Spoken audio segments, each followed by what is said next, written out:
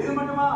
ஒரு ரைடு ஒன்று வந்துட்டா போதும், இது வரைக்கும் போகவே போகாத ஒரு மீட்டிங், அதை காரணம் காட்டி டெல்லிக்கு போறது, அங்க ஒரு சீக்கிரட் மீட்டிங் நடந்தது. நல்லா நோட் பண்ணணும் மக்களே. அந்த மீட்டிங் அப்புறம் இஷ்யூ அப்படியே காணாம போயிருக்குமே. அதேதான் Stalin uncle, what uncle is very wrong uncle.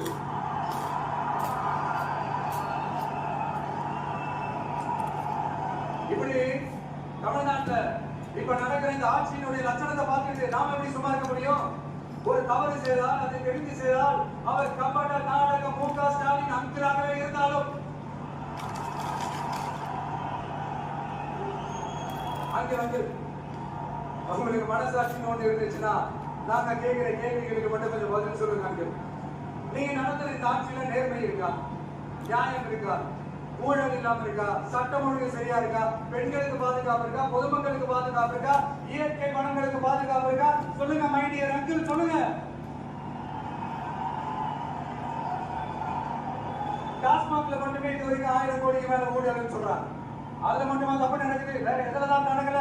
உலகத்துல மிஸ்டர் கிளீன் ரெக்கார்ட்ஸ் எல்லாம் உங்களுக்கும் உங்க கூட இருக்கிறவங்களுக்கும் மட்டும்தான் கொடுக்கணும்.